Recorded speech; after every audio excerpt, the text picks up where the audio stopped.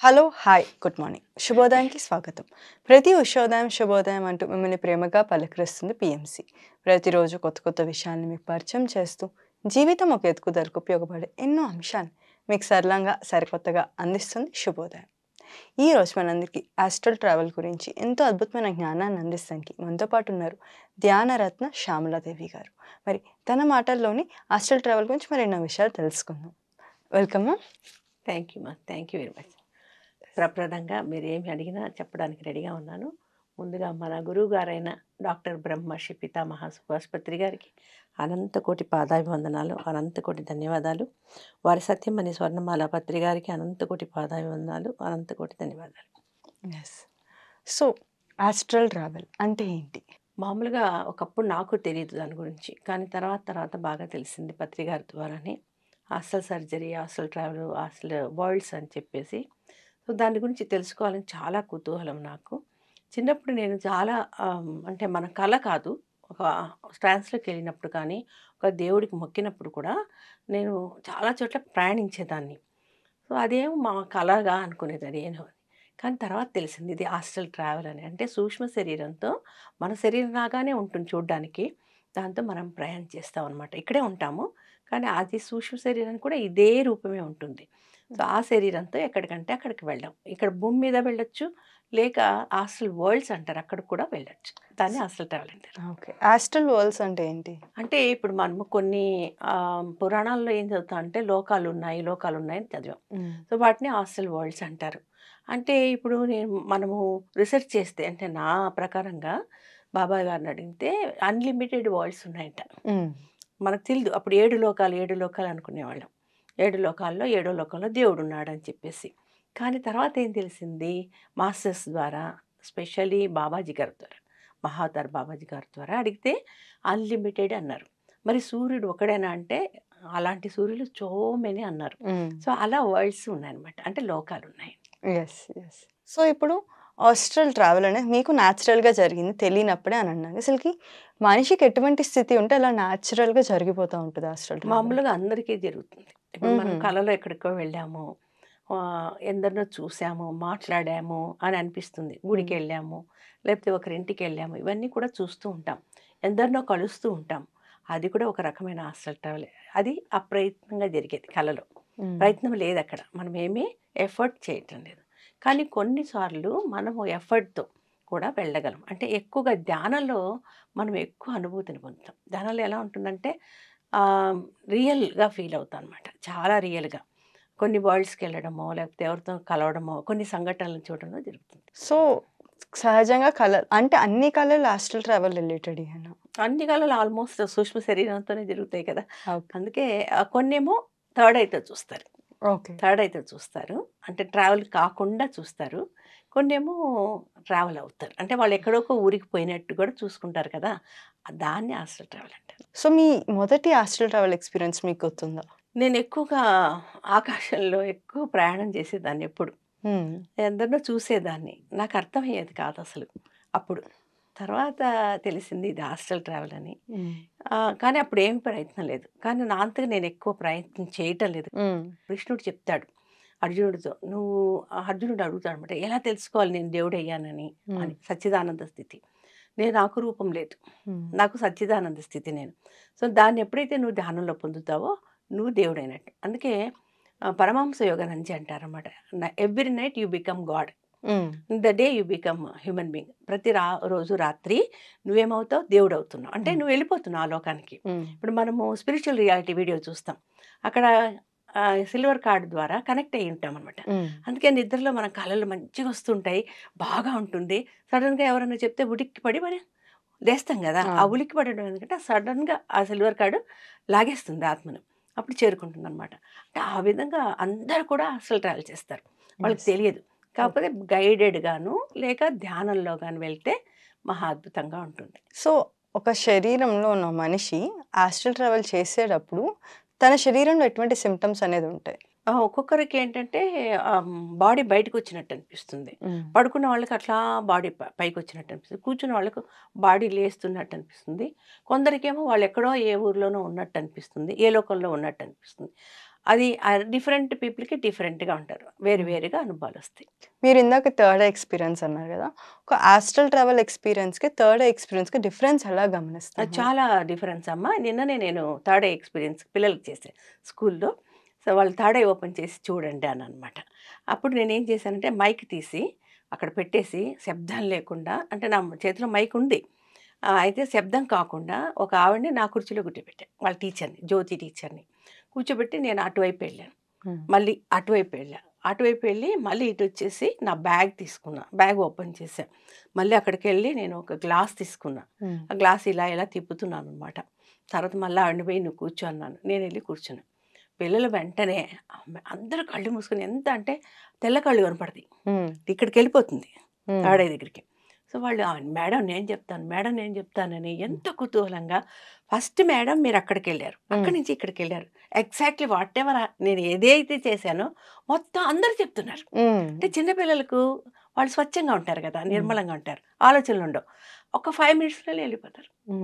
నేను బళ్ళారి దగ్గర గంగావతిలో చేస్తే వాళ్ళు ఓన్లీ థర్డ్ స్టాండర్డ్ పిల్లలు, ఎంత అద్భుతంగా మీ చేతిలో డస్టర్ ఉందనో, చాక్ పీస్ ఉందనో, మీరు అక్కడ ఉన్నారో అన్నీ చెప్తారు. అది చూడడం, ఓకే, అంటే విశాలంగా చూడడం, ఓకే, విశాలంగా. సార్ ఏమంటారంటే విపాసన అంటారు దీన్ని, అంటే బాగా స్పష్టంగా బాగా చూడడాన్ని, ఎక్కడికి ట్రావెల్ లేదు, you are not going anywhere. మీరు ఫోకస్ చేస్తే ఆ థర్డ్ ఐని ఎక్కడ ఏమన్నదని కూడా మీరు చూడొచ్చు, ఏ రూమ్లోకైనా వెళ్ళి చూడొచ్చు థర్డ్ ఐతో, వితౌట్ ట్రావెలింగ్. అదే ట్రావెలింగ్ చేస్తే మీరు బాడీ పోయింది చూస్తారు, మీ బాడీ సూక్ష్మ శరీరం. ఓకే, చాలా నేను 7 శరీరాలను కూడా విడుదల చేయించాను. తర్వాత అడిగాను బాబాజీని, అంటే ఎన్ని శరీరాలన్నా మనం విడుదల చేయటంట, మన శరీరంలో అంత కెపాసిటీ ఉంది, కానీ అంత గెయిన్ చేయాలి, సాధన చేస్తే ధ్యానం ద్వారా వచ్చే ఆ శక్తి వల్ల ఇవి పొందుతాం అనమాట. ఒక్క ధ్యానం ద్వారానే పొందుతాం, అంటే మనకు కావాల్సిన చోటుకి వెళ్ళాలంటే. సో చాలా మందికి ఆస్ట్రల్ ట్రావెల్ ఎక్స్పీరియన్సెస్ పొందాలని చాలా ఇంట్రెస్ట్ అనేది ఉంటుంది. సో ఆ ఇంట్రెస్ట్ రైట్ అయినా రైటే, అంటే తప్పు లేదు, తెలుసుకోవడంలో తప్పు లేదు కదా. కాబట్టి అన్ని లోకాలన్నా మనం తిరిగి రావచ్చు. ఫర్ ఎగ్జాంపుల్ ఇవాళ ఒక ఆవిడ వచ్చింది కదా, నాగరాణి గారిని నేను ప్లీడెన్స్ దగ్గరికి పంపించాను, అక్కడి నుంచి మెసేజ్ తీసుకురమ్మన్నా, ఎలా ఉండాలి భూమి మీద, ఇప్పుడు కరోనా వచ్చింది కదా, దాని గురించి అడిగితే ఇది ఈ విధంగా ఉండాలని వాళ్ళు విశదీకరించారు. అప్పుడు శాకాహారం అని, ఎలా నియమాలు పాటించాలని చెప్పారు.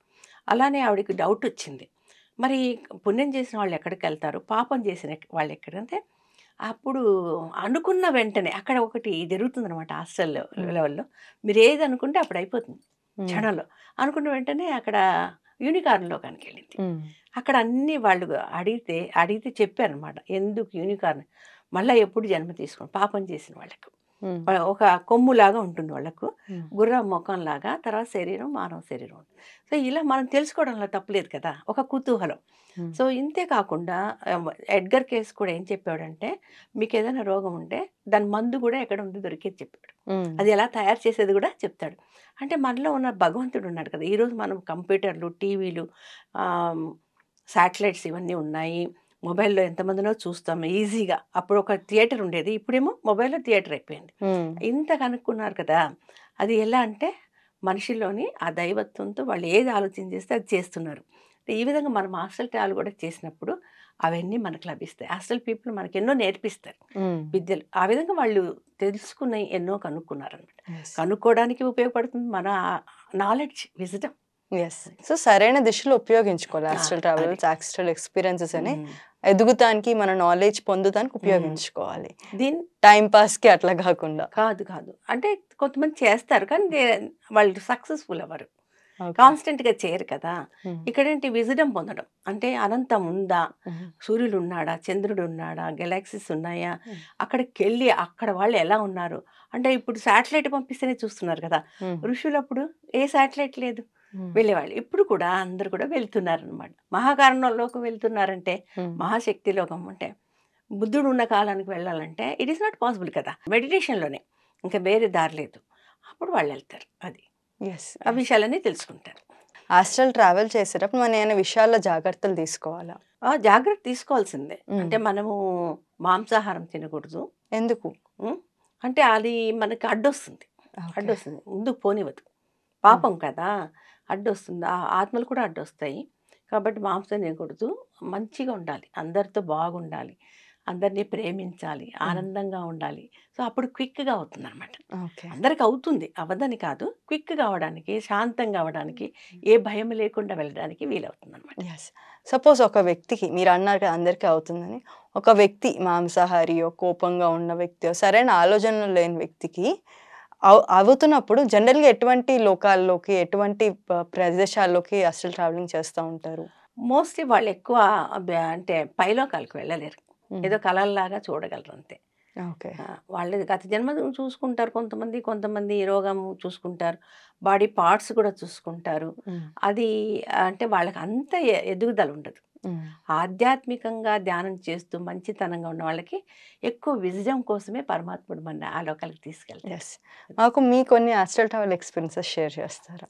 నేను ఎక్కువగా చేయలేదమ్మా, అస్సలు ట్రావెల్ చేయలేదు. ఎక్కువగా అంటే ఆహ్, ఎప్పుడు వెళ్ళేదాన్ని పైలోకాలకి అంతే.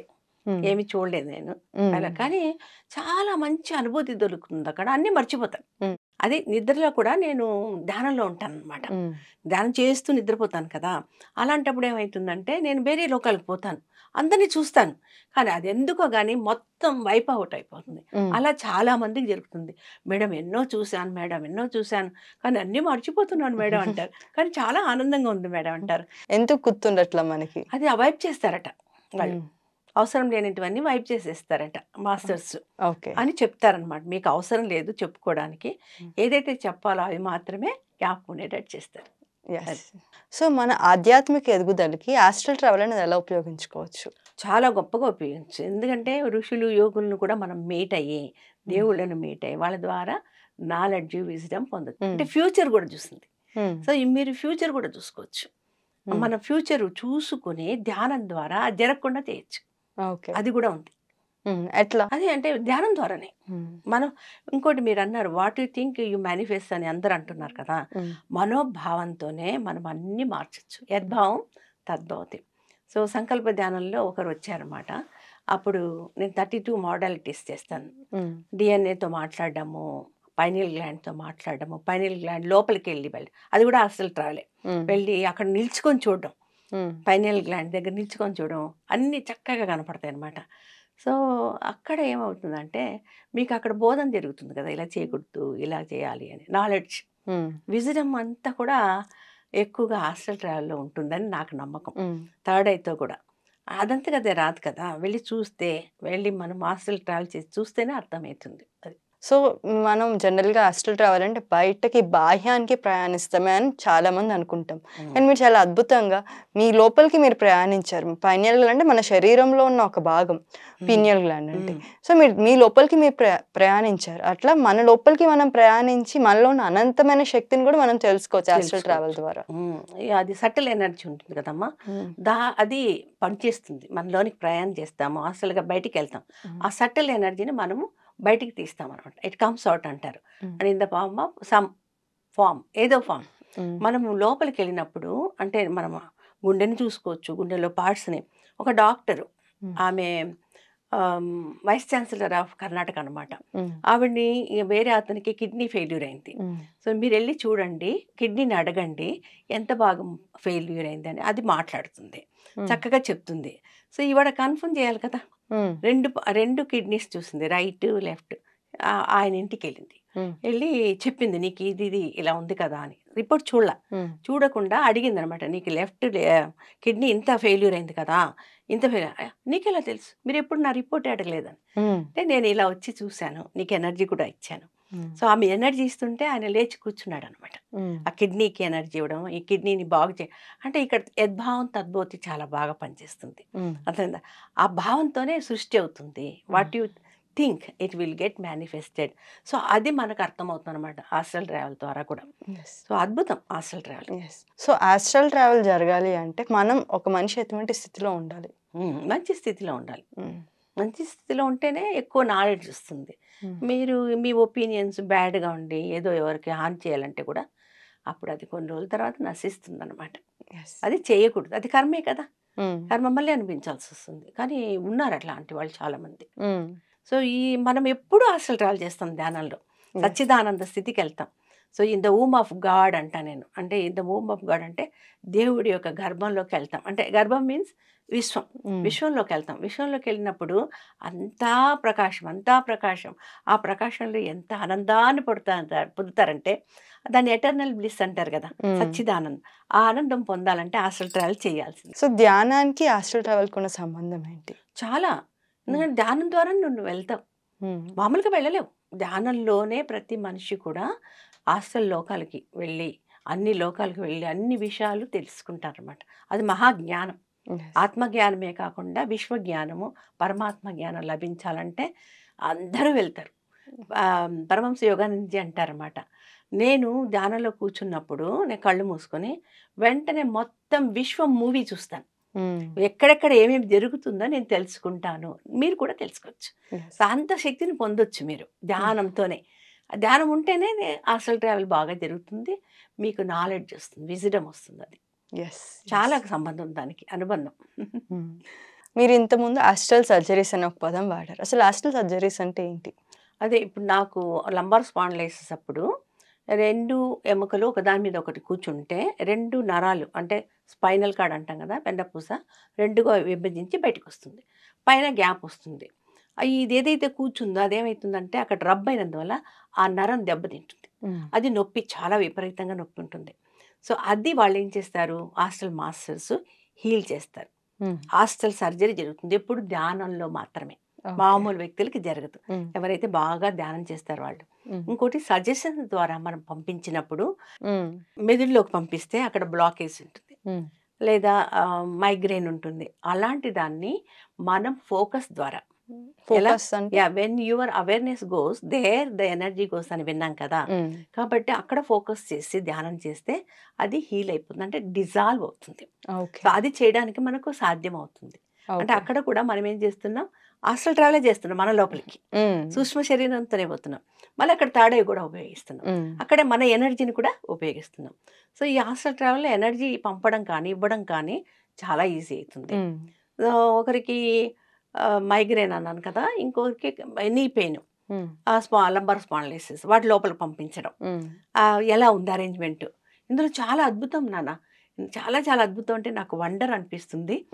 ప్రతి అణువణువు చూస్తారు, ప్రతి అణువను. డెలిషన్ అంటాం కదా మనం, everything is empty, from emptiness it came అని. సో దాన్ని ప్రూవ్ చేయాలని నేను సెల్లోకి అంటే మన body is a chemical body actually. Every part of our body is a chemical body, రసాయనిక పదార్థాలతో చేయబడింది. Water is hydrogen plus oxygen. So ప్రతి ఫుడ్ కూడా ప్రోటీన్లో ఏముంటుంది, అమినో యాసిడ్స్ అవి ఉంటాయి. సో కాబట్టి మనం డీప్గా వెళ్తే అందులో మాలిక్యూల్స్ ఉంటాయి. ఒక మాలిక్యూల్లో యాటమ్స్ ఉంటాయి. యాటమ్ లోపలికి పంపిస్తాను, అక్కడ ఏముంటుంది అని చూడమంట. అక్కడ ఏముంది, ఏమీ లేదు, మాంసం లేదు, రక్తం లేదు, ఏముంది, only charges, positive and negative and neutral. So positive ఈక్వల్గా ఉంటుంది, నెగిటివ్గా ఈక్వల్ ఉంటుంది. కాబట్టి ఓన్లీ ఎంప్టీ స్పేస్. అంటే మన body is empty space but created with everything. అట్లా అనమాట. ఓన్లీ అందుకే డెలిషన్ అంటారు చూడండి, అంతా శూన్యమే, శూన్యం నుంచే వచ్చింది, శూన్యంలోకే వెళ్ళిపోతుంది. అది ప్రూఫ్ అనమాట. అలాంటివన్నీ తెలుసుకోవచ్చు మనం. అద్భుతమైన నాలెడ్జ్ తెలుసుకోవచ్చు. You get so many things you get. అంటే ఎన్ని కావాలంటే అన్ని తెలుసుకోవాలంటే ఆస్ట్రల్ ట్రావెల్ థర్డ్ ఐ చాలా హెల్ప్ చేస్తుంది. అది ధ్యానం ద్వారానే, లేకపోతే అవదు. సో మీరు ఆస్ట్రల్ సర్జరీస్ గురించి చెప్పేటప్పుడు కొన్ని ఎగ్జాంపుల్స్ ఉండే అన్నారు కదా. అంటే ఆస్ట్రల్ సర్జరీస్ అయినాక లైక్ వారంతరంలోకి వాళ్ళు ప్రయాణించుకున్నాక వాళ్ళ హెల్త్ ప్రాబ్లమ్స్ క్లియర్ చేసుకున్న వాళ్ళు ఉన్నారు. ఇప్పుడు నేనే ఒకసారి నా బాడీ అంతా క్లీన్ చేసుకోవాలని మొత్తం బాడీని సెపరేట్ చేసుకున్నాను. అదే ఆస్ట్రల్ ట్రావెల్గా, అంటే నా లోపలికి వెళ్ళి ధ్యానంలోనే. అప్పుడు నా బాడీలో ఎముకల్ని ఇవన్నీ కూడా చూసుకున్నాను అనమాట, సెట్ చేసుకున్నాను. సో అలా మనం చేసుకోవచ్చు. అంటే మనం చాలా దాని మీద నమ్మకం ఉండాలి, నమ్మకంతో పట్టుదలతో చేయాలి. ఏది చేసినా పట్టుదలతో చేస్తేనే కదా మనం సృష్టించగలం.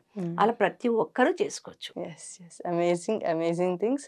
Thank you so much. చాలా చాలా బ్యూటిఫుల్గా, చాలా చాలా వివరంగా ఆస్ట్రల్ ట్రావెల్ గురించి ఎన్నో ఎక్స్పెరిమెంట్స్ మాకు చెప్పారు. Thank you so much. Thank you అమ్మా. Thank you very much PMC channel గారికి, నీకు ముఖ్యంగా పద్మావతి గారు, అందరికీ కూడా, ముఖ్యంగా ప్రతిసారి మూలానే మనం అందరు కలుస్తున్నామమ్మా. ఇంత నాలెడ్జ్ మనకు పొందడానికి కూడా ఆయన ఎన్నో పుస్తకాలు ఇచ్చారు. నాకు 20 పుస్తకాలు పంపించారు ఒకసారి ఫస్ట్లోనే. ఆ తర్వాత వచ్చినప్పుడంతా కూడా నాకు అన్ని ఇంగ్లీష్ పుస్తకాలే. వాటిలో అన్నిటి కూడా అద్భుతమైన నాలెడ్జ్ ఉంది.